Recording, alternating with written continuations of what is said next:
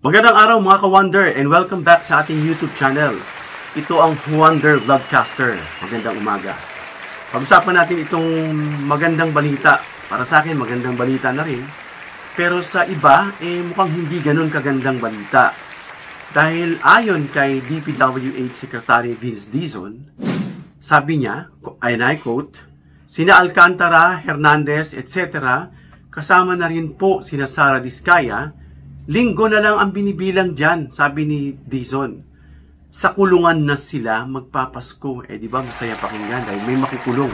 Yun pong gusto ng taong bayan. Meron bang makukulong? Hindi yung puro usapan na ng litis?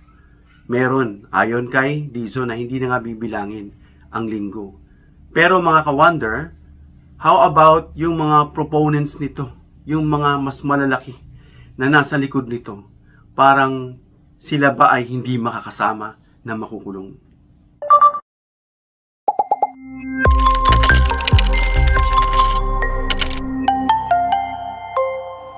Wonder Vlogcaster. So yun nga mga ka-Wonder, no? Ayon dito sa report ng Pilipinas Today, ayon kay DPWH Secretary Vince Dizon, sina Alcantara daw, Hernandez at kasama yung iba kagaya ni Diskaya ay hindi na nga raw linggong bibilangin at makukulong na sila. So, posibleng may makulong, no? Pero yung ang tanong nga ng taong bayan, asan yung mga proponents? Asan yung mas malalaking isda? No? Ito kasi mga bahagi lang ito ng mga isda na hindi talaga sila yung big fish kung tawagin. What? So, basahin natin yung mga ilang komento rito, mga ka-Wonder.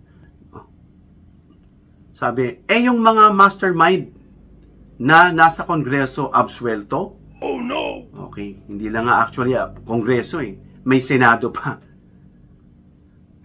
Yung mga sabuatan nilang politiko para ilabas ang pondo, yun din dapat makulong, sabi.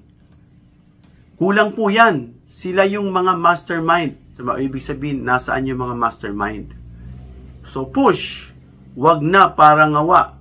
At baka matakasan pa kayo niyan. Oh, no! Asan ang mga political proponent ng mga yan absuelto? What? Yun nga pong ating pong iniisip mga ka-Wonder. No? Itong mga contractor na ito, ito lang po yung mga ilan sa mga accessory na kung saan parang hindi mo magalaw yung malaki, dun ka babanat sa maliit. No? Although hindi maliit ang kinikita ng mga to, dahil milyon-milyon ang mga kinikita nito at ito nga mga Diskaya ay bilyonaryo na. At ito nga sila Alcantara na I heard, no?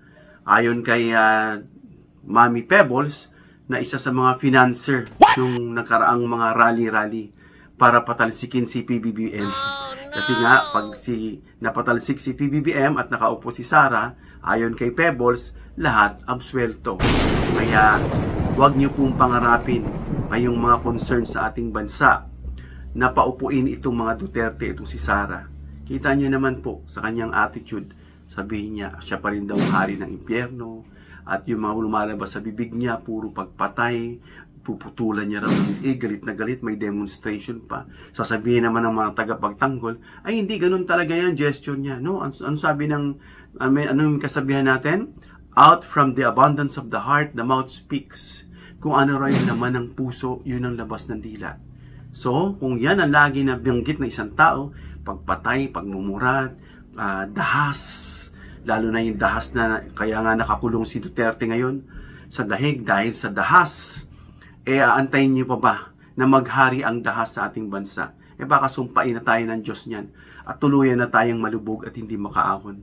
Damay pa yung hindi nangangarap na maging presidente si Sara. Kasi nga pag yan po ay nakaupo, alam niyo na mangyayari. Ngayon pa lang puro kasiraan, hindi tumutulong sa ating bansa. Puro paninira na lang. Kaya ako po ay hindi ako talaga aayon at papayag na makaupo itong si Sara Duterte. So yun, mga taong bayan na nagsabi, nasaan daw yung mga nasa ulo at wala silang nakikitang tugon o malinaw na sagot.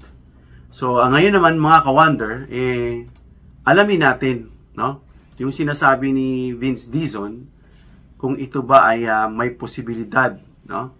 Itong kanyang statement kung ito ba ay may bilang, kung tawagin. Dapat lahat po ng ating pong napapanood ay hindi lang natin pinakikinggan. Dapat timbang-timbangin din po natin yan, mga ka-wonder. So, ang source ng statement ay si DPWH, Vince Dizon, na sinabi niya sa publiko, gaya ng GMA News, Philippine Star, nitong Setyembre, na posibleng may mga makulong na bago magpasko. Sa English, some may already to go jail before Christmas. So, ito ay may kinalaman dahil ito ay ongoing investigation dito sa Ombudsman. Itong flood control project na anomalies kasama itong Bulacan and other regions na kung saan itong ang si Joel Villanueva ay silently na idinismiss ni Samuel Martires ang kaso ni Villanueva.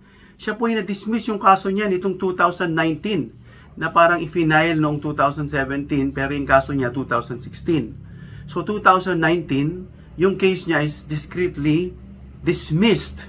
May mga posibleng dahilan na naririnig tayo, na dineklarang tahimik na lang para hindi na mag-apila o questionin na bakit mo ito dinismissed at magkakaroon. So, I think may pananagutan dito yung Ombudsman kung hindi ako nagkakamali. At si Ombudsman Remulla na pong bahala dyan. So, ano yung mga legal and procedural basis behind the possibility? May posibilidad ba yung sinabi ni Vince Dizon? Kasi ito nga ang gusto ng taong bayan na may makulong. So, existence of formal complaint filed. May complaint po na i-file. Nung ang DPWH ay officially filed criminal and administrative complaints sa Office of the Ombudsman noong September 13 pa ho na i-file. Kanino? Against District Engineer Alcantara, kay Bryce Hernandez, and private contractors na yung mag-asawang Curly at Sara Diskaya. Kasi itong si Bryce at saka si Alcantara, engineer. Itong dalawang Diskaya mag-asawa, contractors. Once filed, the Ombudsman has authority. Kapag na-file na yan, may authority na siya under RA 6770 Ombudsman Act 1989 para mag-imbestiga, mag-file ng charges, and even order preventive suspension para isuspindihin itong mga ito. Hindi sila makapagtrabaho, hindi sila makapag-operate. But this means due process is already formally underway, not just an internal DPWH probe. Na ibig sabihin dito mga ka-wonder ay yung due process ay tumatakbo na. Ano naman yung preventive suspension and fact-finding completed? At isa pa, letter B, preventive suspension and fact-finding completed. Kompleto na. Noong September 18, 2025, the Ombudsman issued preventive suspension orders against 16 DPWH employees na sangkot, over the same flood control irregularities. Nakapag-file na ng suspension para dito sa mga nabanggit na 16 employees. And preventive suspension usually indicates the Ombudsman found sufficient evidence to proceed at the preliminary level. Pwede na mag-start ang Ombudsman sa kanyang investigasyon sa preliminary level dahil bakit? Sufficient yung evidence para mag-proceed o magpatuloy ng investigasyon. So, yung kalakasan ng cases na ito, yung momentum niya, yung takbo, yung daloy, ay patungo sa criminal indictment, mga ka-wonder. So, kakasuhan ito ng mga to ng kriminal. And then C, supporting evidence from the COA. Itong maganda sa lahat. Dahil ang Commission on Audit o COA ay may report na 341 million worth of flood control projects were substandard, overpriced, ito itong malala, ghost, non-existent. Itong tatlong ito na nakasangkutan dyan sa flood control project. Itong COA, yung audit nila, reports serve as primary document evidence. Ito po yung pinakapangunahing dokumento na pinangahawakan laban dito sa kaso na to, na graft and falsification cases. So, COA findings provide the factual, makatotohanan po yung findings dito ng COA at technical basis para sa Ombudsman na mag-file ng charges sa Sandigan Bayan na anti-graft court. Letter D, the applicable criminal statutes.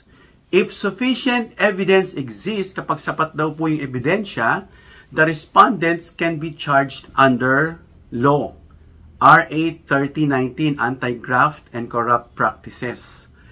Ito po yung causing undue injury to the government or giving unwarranted benefits.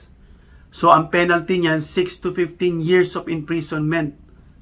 No? Kulang pa yan para sa mga nalubog ng baha at naranasan nilang pahirap at lalo na sa mga taxpayer na katulad natin. Article 171 and 172 Revised Penal Code. Ito yung falsification of public documents.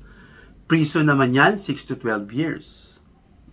At itong RA 9184, Government Procurement Reform Act, ito yung pagbili-bili, yung paglabas ng pera, paggastos, etc. Bid rigging. No, yung bidding parang na single out, kung hindi ako nagkakamali, na wala nang, parang informal na lang siguro, may mga kabid ka dyan, pero ina-award na lang talaga sa isang grupo, like dito sa mag-asawa, overpricing or false completion reports. So, up to 15 years of imprisonment po yan, mga ka-wonder. So, these are non-bailable. Hindi po yan pwedeng mapiyansahan. Or bailable only at the court's discretion, depending on the gravity and amount involved. So, ito po ay strong political and institutional pressure mula mismo sa ating presidente na talagang seryoso. Sabi niya, nung sa kanyang sinabi ng mid-September, sabi niya, no one will be spared sa mga infrastructure corruption crackdown. The administration formed ng Task Force Build Right. May finorm po ang administration na ikinumbine ang DPWH, COA at DOJ and the Ombudsman para mapabilis yung paglilitis o pag-iimbestiga ng kaso na kinasasangkutan itong mga ghost project at saka mga substandard. So, yung coordination na ito, mapapabilis nito. Itong combination ng DPWH, COA, DOJ, at Ombudsman, mapapabilis po nito ang filing of information, itong formal charges, bago magpasko. So, gaano ka-literal at ka-realistic, mga ka-wonder, na before Christmas ba talaga ay may makukulong? No? Sabi ron, possible scenario niya, September to October 2025, Ombudsman completes preliminary investigation and finds probable cause. Oh, no. From September to October, nakakakuha na sila ng complete preliminary investigation at finds probable cause. Pagdating naman ng November to December, Ombudsman files information before Sandigan Bayan, yung corruption court, no? Once filed, the Sandigan Bayan can issue warrant of arrest. Kapag ito po ay na-file na, mag-i-issue ng Sandigan Bayan para arestuhin yung mga akusado na ito. If that happens, before or around December 2025, the accused could indeed be detained pending arraignment or bail. No, pending daw yung arraignment or yung bail. Walang bail habang sila'y nakadetain. Ibig sabihin, posibleng imprisonment before Christmas, mga ka-wonder.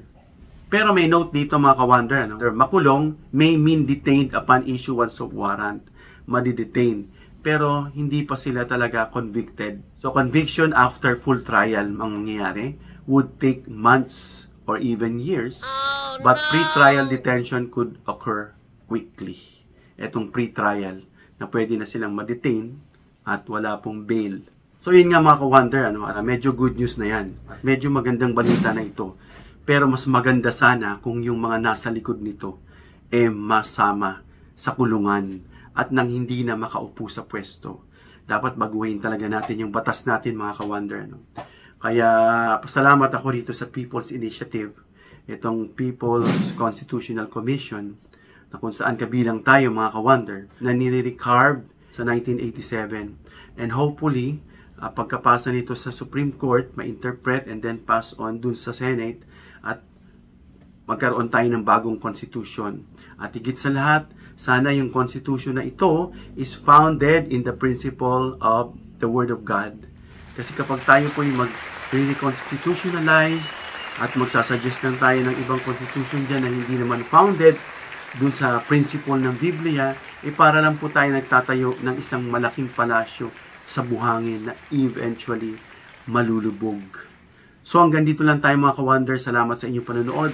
Please give me a thumbs up if you like this video para ma-introduce ni YouTube. And of course, share this video para malaman ng iba na may makukulong na before December. And of course, bilang suporta sa aming mga content creators, please subscribe, hit the notification bell icon, and choose all. Hanggang sa muli mga ka-wonder, and God bless.